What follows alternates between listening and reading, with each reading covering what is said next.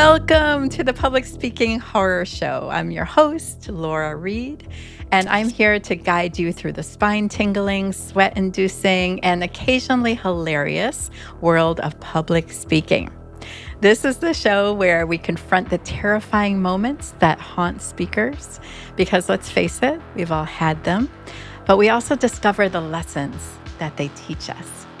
So grab your flashlight and your sense of humor because we're diving into the shadows of the stage. Remember, every speaking horror story has a silver lining if you dare to find it. Let's meet today's guest. Audrey Alice is a happily divorced mom of 3 who has spent her post-divorce years helping other divorced mothers go from surviving to absolutely thriving. She went through all the struggles so you don't have to, and helps women see that divorce is not the end of their lives, but the beginning of the rest of their lives. When she isn't coaching badass women, she's also a yoga teacher and a Reiki practitioner and loves to spend time with her sons on the beach. Oh, and she recently added public speaker to her job titles. So welcome, Audrey. Woohoo! Thank you for having me. Thank you. So before we dive into Audrey's story, it's time for the Killer 13. This is where, Audrey, I hit you with 13 rapid fire questions designed to test your reflexes, uncover your quirks, and maybe even give you a fright. But don't overthink it. Just say what comes to mind. Right? The Killer 13, let's go. All right, number 1. What were you most afraid of as a child? The dark. The dark. Mm-hmm. What was the last song you danced to in your kitchen? Because I know you do.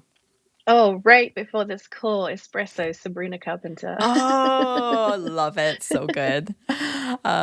You just got asked to speak and you're jumping for joy. Who are you speaking to and where is it? Oof, it's my TEDx talk, darling. Yes, absolutely. Yes. I love it. I can't wait to see you on that stage. Yes. All right. Number 4, what's your go-to mantra that brings you confidence? Oh my goodness, I have so many. Right now, cross that bridge when you get to it. I love that. Cross that I tend bridge to when go you get into to it. overwhelm, so it reminds me to focus on where I'm going. It. Number 5, what's the weirdest thing in your refrigerator? Weirdest thing in my refrigerator? Yeah. Oh, actually, my son keeps his Invisalign in there. Oh, I don't know. Right, yeah. They're in a case, but still. Number 6, ghosts, vampires, or zombies. Which would make the most challenging client? Oh, probably zombies because they're all bloody and soulless. Yes. 7, what's scarier, spiders, heights, or a random DM from a stranger? Text from my exes. Text from your ex. That's a good one. Yeah, you can just smush a spider. Yeah, I still scream with spiders, but yeah, text from an ex would be worse. Number 8, if your microphone started whispering to you, what would it say? I love you. Oh, I love it. It's so good. That's not scary at all. No, not anymore. It's good. Number 9, what's scarier? Silence from an audience or a room full of laughter at the wrong moment? Probably, I don't know, probably laughter at the wrong moment. I don't know that that's a thing, though. Anymore. Yeah, there is no wrong moments with laughter. Yeah, I don't know. I've had a really awesome speaking coach, so I don't know that would happen. Oh, thank you. All right. Number 10. What was the last thing that made you jump? Probably the other morning when I was feeding the cats with my back to the kitchen and my son came up to say good morning, but I didn't hear him. So I was like, wow, you scared me. Oh, good. Not very scary, just surprised, I guess, in the moment. 11, virtual or live? Virtual has opened so many doors. But I do love to be there live with the humans. Yes. Yeah. So which is it? So both. I want it all. Fine, I'll give it to you. All right. Number 12. What's your secret weapon for staying calm under pressure? My breath. I can control my breath. I can't control what people do, but I can always control my breath. And I have learned to stay quiet. Choose when I respond, and I don't react anymore. But yeah, That's breathing for sure is a such a good beautiful tip tool. too. I love that.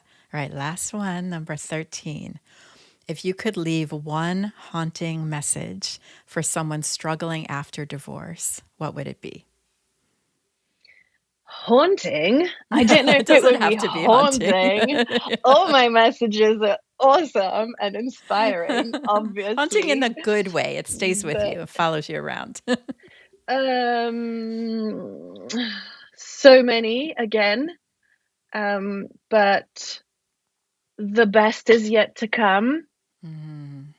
This too shall pass. And divorce doesn't break you, it transforms you.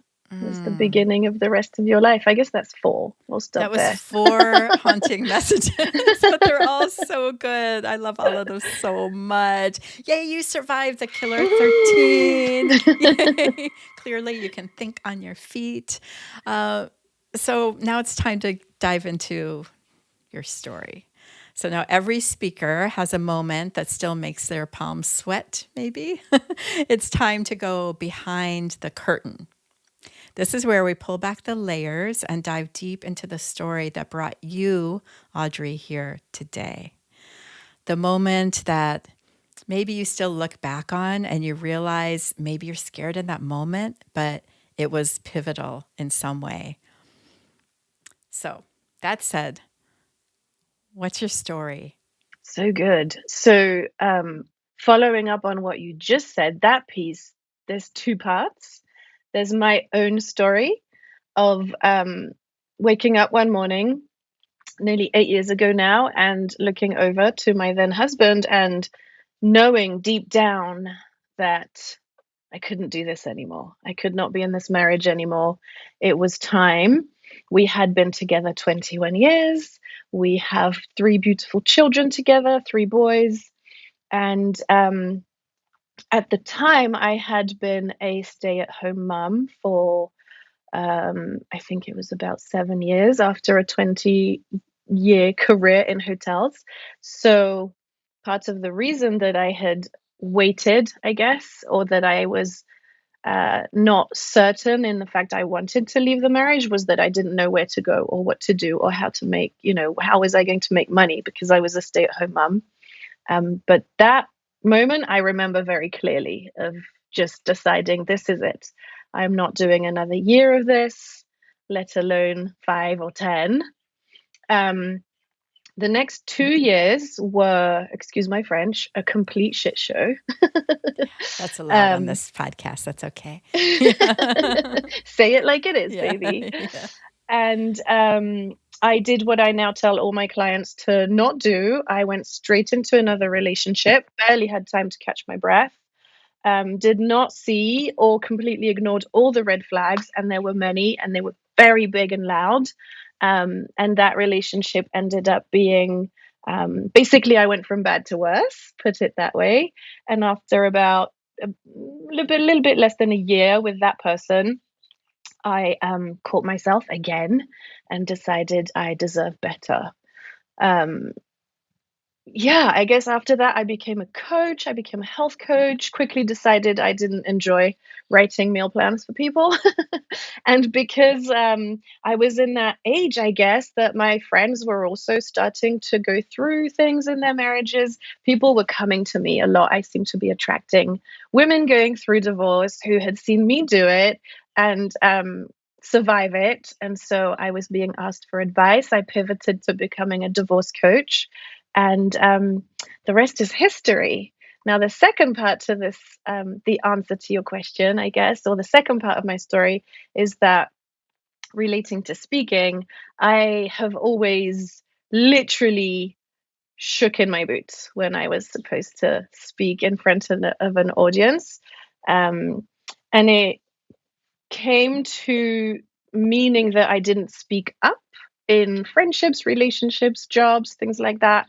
Um, and when I became a single woman, I decided to start a business, and part of that business involved me talking about it. So I joined a business network group thanks to my darling best friend, Laura Reid, who did not give up on trying to have me join. And part of that experience is every week we meet, and every week you have to do a little 45 to 60-second commercial. Well, the first time I joined, I started crying in the car. The first time I visited the group just to see if it was a good fit, I thought there'd be 10 people and there were 50. And so as I parked the car and looked into the room, I started crying. I was like, I can't do this. I cannot stand up and speak to all these people. Speaking to one on one, I will talk your ears off. But to a group, it was very, although the human being is desperately in need of being seen, I really struggled to being looked at, right? Like the Mm. difference, being in the spotlight, that was a big thing for me, would literally give me physical, like physically, I would shake, I would sweat, my voice would shake, and I was very close to pooping my pants. Thank God I never did do that, actually. But so yeah, and then I don't know if there are any more questions, but I kind of feel like I want to fast forward to this year, well, actually last year now, 2024, at the beginning of the year, I decided I was going to embody the identity of a public speaker. Mm. I hired a speaking coach, Laura Reid. You might know her. She's awesome.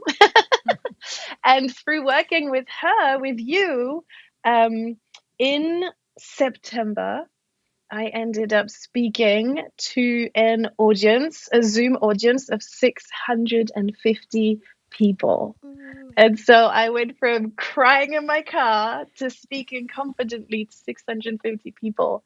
And so that's the two parts of my story I guess I want to share for today. Oh, wow. I mean, congratulations on that accomplishment. That's amazing to go from that. And I mean, I was there that day that you pulled up. I didn't know you were crying in your car yet when you pulled up to, and you were scared of the 50 people and having to introduce yourself, talk a little bit about your business. So to go from that moment to speaking in front of 600 people and sharing your whole story in front of like a huge audience is huge. So first of all, tell me a little bit more about that day, like your little mini horror story of like pulling out crying that day when you still were living in that kind of fear and that panic about speaking, and what got you through that day, and then what changed that bridged everything from that day to where you are now. Mm, I get goosebumps just like thinking about it. But people have always thought I'm very confident, and I mean I am. I embody this. I own it now. But behind the confidence wall was somebody who was very scared of making a mistake, saying the wrong thing, being judged, and scared of being seen fully, because I am beautifully imperfect. I am exactly how I am. I can be, for some people, too much. I am excited and excitable, and I love life, and I want to share it all with you. And sometimes it comes out that way, and people are like, whoa. And I think I must have been, things must have happened in my childhood that I was judged or shushed. So now I'm an adult, and one room of, I remember let's go back to my yoga teacher training, 5 people in the room, my teacher and me and 3 other women. and my heart is pounding. I'm sweating. Thank God I'm sitting down, so I couldn't have fallen from fainting. But everybody is introducing themselves, and my heart is literally, I thought it was going to jump out of my chest. Like, just saying, "Hi, I'm Audrey. I live here and I'm here for this." That would like send me in a frenzy. So then I show up on that day to the business network meetup, and the whole drive, which is a whole 7 minutes from my house to where we were meeting, the whole drive, I'm shaking. I pull up into the driveway and I see all the people. And again, I'm shaking. I'm, sweating. I can already feel my chin trembling. You know how that goes when you want to cry. Oh my God. And I thought to myself, hell no. Like, hell no, I'm not doing that. Why would I? And then two things happened. One was I don't want to let Laura down because Yeah, I I would have love dragged you. you from the car. So we could do this the hard way or the easy way. Right. I knew if I didn't show up, I would have had to do it again another time. Right. And two, I had decided that I really was ready and wanted to move my business from a side gig to a business. And I understood in that moment that this was the first step. This was the first rung of the ladder, me showing up that day and speaking for 60 seconds, which really is nothing, but it was massive for me. If I could do that, then I could keep going and become a business owner and make a living. So I actually have a video. I don't know what it was in me. I had the presence of mind of taking my phone and recording myself. And I have a shaky video of myself saying, I know I will look at this back on this in a few years and I'll be so proud that I didn't drive back home. But here I am about to speak to 50 people. And I'm like all shaky in the video. And I watched it the other day, brought tears to my eyes. You did? You But I just did watched it. it Yeah. recently. What was it Yeah. like to watch that back? Oh, it was so powerful to be the woman today that I wanted to be back then. To I have love that. bridged that. Did you say bridge Yeah. earlier? Yeah, I Yeah. did. Yeah. Yeah. And I mean, Hmm. she's like got you to where you are too, right? Like without, it doesn't matter if your voice is shaking or not. You're still speaking and you're still doing the thing. And sometimes you just have to start out that way with that shaky voice because it's new and you're pushing yourself through something that is scary and you do have those fears. So what was the biggest lesson you learned after that day, like from doing that, having that experience? Well, I didn't die and I didn't poop my pants. So Yes. bonus. Yeah. It would have been a better story maybe, but no, I it's mean, good. it would have maybe. It works. But I decided that day in the car that this was going to be my day one. I didn't want to keep, thinking one day. I wanted day one. So I did the thing, and I knew you were there. So I knew there would be one friendly face in the crowd. As it turned out, I knew at least 10 people in that room. We live in a small town on a small island, so that helped.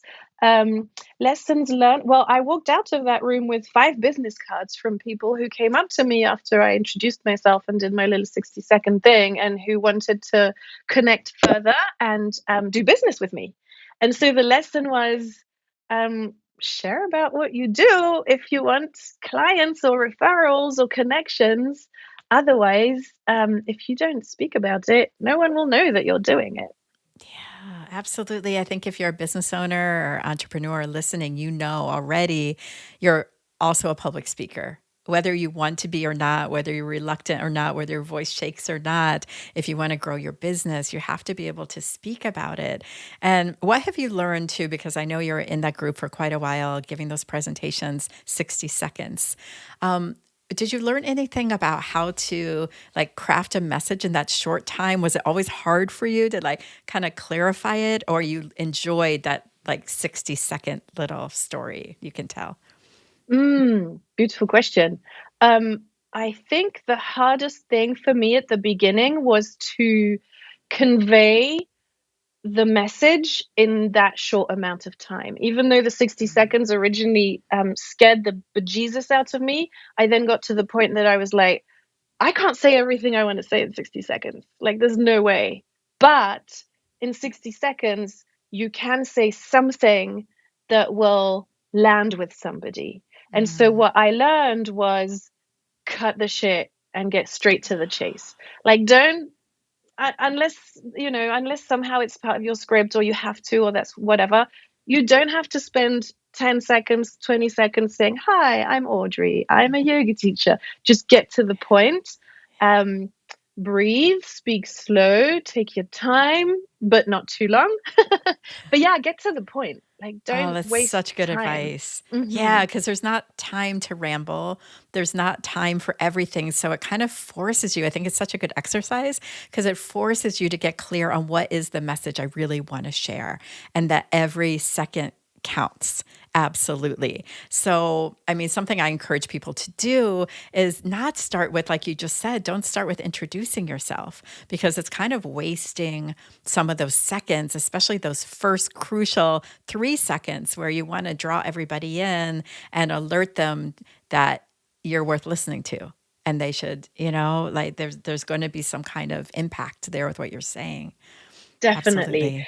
And through the, meeting week after week after week for 2 years, I've I'm listening to other business owners who are doing their presentation, and every time I hear, "Hello, I'm, whatever, Alex Smith, and I'm this and that, and I work from home," and I'm like, there's 30 seconds you could have said something that might make you a sale, and you just wasted that time. But and no judgment, really just observation, and just the realization that I am so grateful that I learned to not do that and really make the most of the time I have to share my message.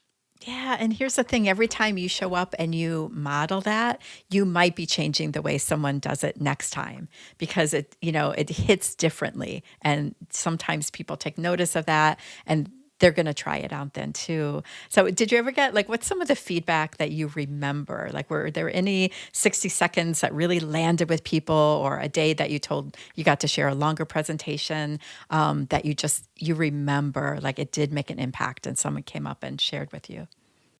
The first time, so every few weeks or months, each member of that business network group has the opportunity to do a longer presentation. And so the first time I did mine, that was really impactful. I had 8 minutes. And from thinking, I can't say all I want to say in 60 seconds to having 8 minutes, I was like, how am I going to fill that? Right. It was like so fascinating to be like, oh, not enough time. Whoa, too much time. It's like, Yeah. it's It's like a 8 minutes is luxury, so but short. scary Yes. too. Yeah. Yes. Um, so I worked with my coach again, you. And what happened? So that particular presentation was on Zoom. And what happened was I had to, thank goodness I had prepared for that. Don't ever wing it unless you've been doing it for 20 years and you have your speech, like you can pull it out of your butthole, but don't wing it, prepare for it. Thank goodness I'd done that because the chat went nuts. The chat went absolutely crazy. If you work with Zoom, you know how people put their comments and then Yeah. it's just like, and Scrolling. so Yeah. yeah, so I was doing my speech and I was basically telling my story about, why and how I'd become a divorce coach. And people who were happily married were telling me, I've got tears in my eyes. People who had just been through a breakup were telling me, wow, Audrey, that's amazing. Like the feedback was so powerful that it, oh, it cemented in me the importance of sharing our stories. I think her name is Anne Voskamp, but the saying goes, shame dies when you tell your story in a safe space, something like that. And so sharing my story and that feedback reminded me that it's important because someone out there has a similar story and they think they're alone. They don't know where to turn for support.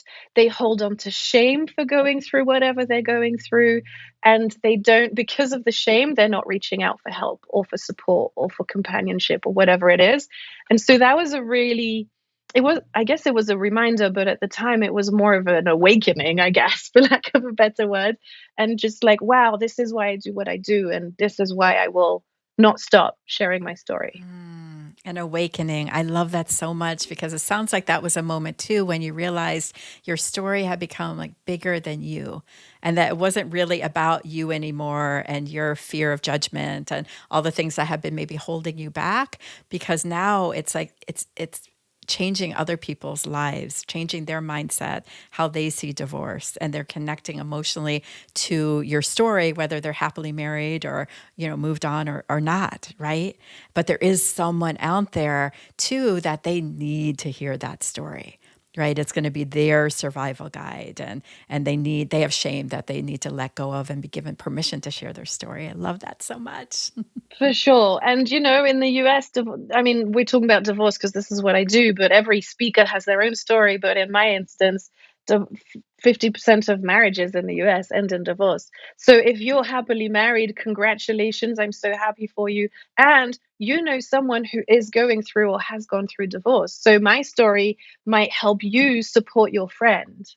Like the ripple effect, where you were talking about the story being bigger than me, that was really powerful to understand that the ripple effect that telling my story has been powerful. And just, yeah, it keeps reminding me over and over again, day after day, that I will not stop telling it because someone out there needs me to say it and they need to hear it, however it gets to them, if it's directly from me or for a message I share or from a friend sharing my soon to be podcast episode. Yeah. We launch at the end of the month. Yay. So yeah, and I remember something that a coach had said to me a long time ago before I was in this material and before I really understood, but I remember hearing her say, when you don't share your story, you are depriving somebody from your medicine. How dare you?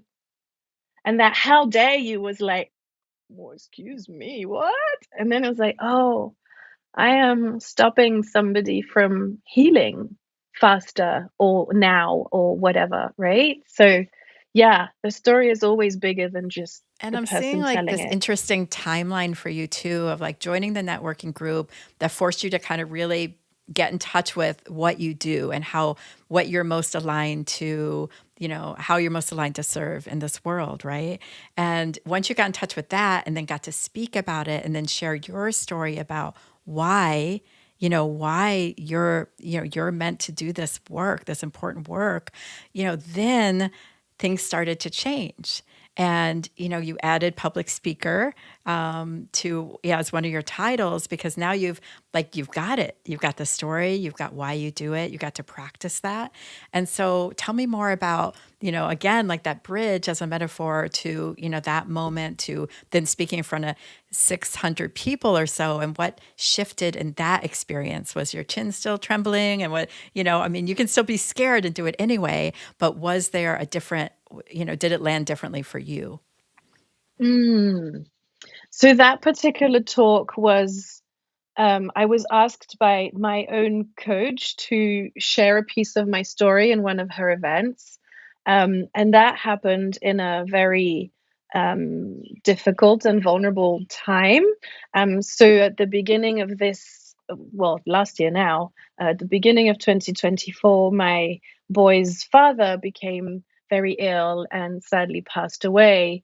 And in the next few months, as I was going deeply within, and using all my tools to move through that and hold my children through their healing, somehow I ended the year 5 timesing my business. Wow, So congratulations. thank you.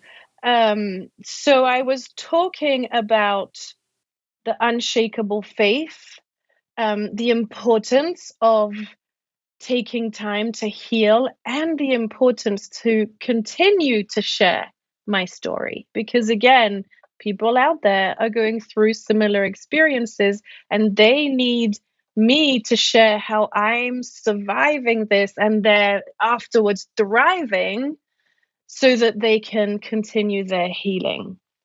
The work of public speakers is, I find, often linked to their own stories, right? You're a speaker because you were a little girl with a stutter who could barely say her name as well, right? So I mean, the reason we speak is because we've overcome something, and when we overcome and then we speak about it, we help others do the same. It's so powerful.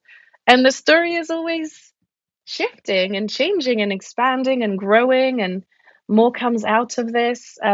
Yeah, and this year I am also from somebody crying in the car, not wanting to speak to 50 people. Um, by the way, this talk 650 people on Zoom. That was live, so another maybe three Wow. plus thousand people have watched the replay. So I don't even know how many people have seen that piece since then, but now I continue to walk along that bridge and create the bridge as I go, as I'm launching my own podcast at the end of the month. And I have a publisher that we are co-editing and co-creating a book together with 7 other women. So we are talking about divorce and how to thrive after divorce. So I'm continuing to tell my story in different formats, on different stages, so to speak. Be it in podcast or podcast interviews on other people's podcasts or writing a book.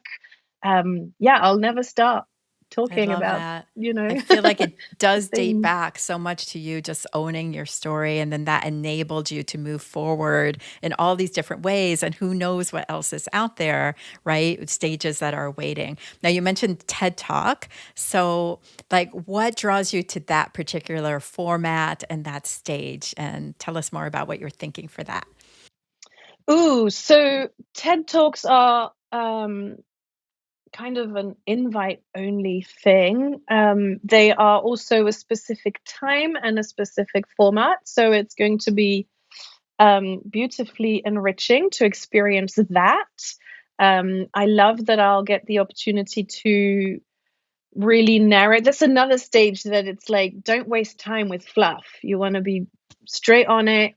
Um, Quite honestly, between you and all the listeners, I can't wait to be able to say I've done a TED talk. It's kind of cool. I've ticked that box.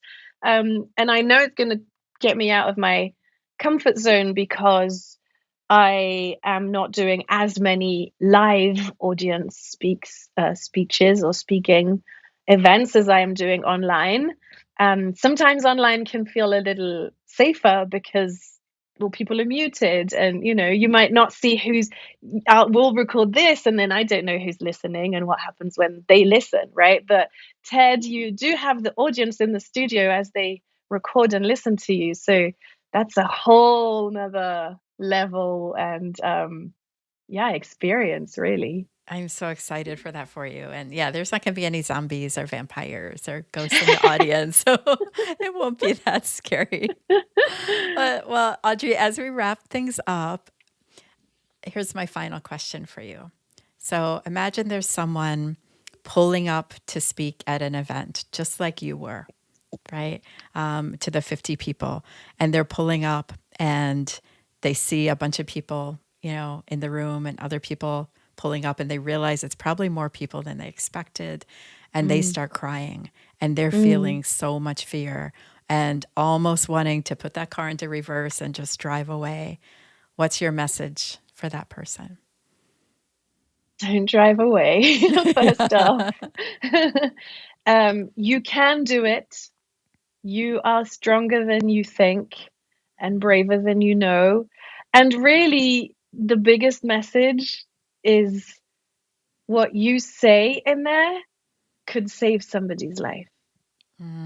That's And huge. maybe it sounds a little bit dramatic, but we don't know what people are going through at any given time. We don't know how much of a mask or a facade they're putting when they walk in through a room. So, what you have to say very well could save somebody's life. So, go in Mm, there, pull your big girl panties up, mm. and give that talk. You heard her. Don't drive away, just go in. And what's the worst that can happen, really? Well, there's some bad things that can happen, but mostly, I find that if my inner critic starts, saying, oh, what if you forget your words? What if this happens or that happens? It's like, you know what? Like no one's going to die. I'm just going to give my pitch, or I'm just going to do this interview, or, whatever it is. And, the big scheme of things, it's all going to work out. It's all going to be okay, right? But you could literally change someone's life and save their life. I love that so much. So before we say goodbye, you told us a little bit, but tell us more about where you're working on, your podcast that's coming up, and where our audience can find you. Ooh, so I have a website, I am audreyalice.com, with all the info on there. I am very active on Instagram. My handle is at I am Audrey Alice. Don't come find me on Facebook. I just do family on there. Instagram's my jam. My podcast is called Divorced AF. And we will be talking about not just surviving divorce, but thriving after it. And I coach women in their post-divorce season.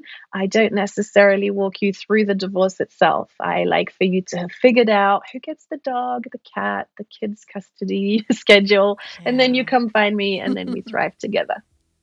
Love it. Well, you heard her, check out her website. It's really beautiful, and you can learn more about Audrey there. And she's so good on Instagram. I'm always admiring everything that you post. So creative and funny and impactful. So please follow her there. And I can't wait to watch all your podcast episodes. Divorced AF. I can't wait. So, Audrey, thank you so much for being a guest and joining me on the Public Speaking Horror Show.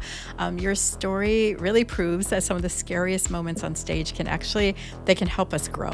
Whether that stage is in a room of 50 people or virtually, wherever it is, it will help you grow, right? And whatever does feel like a mistake to you in the time, we learn so much from it, right? So even those moments, to be grateful for, I think is a good way to see it.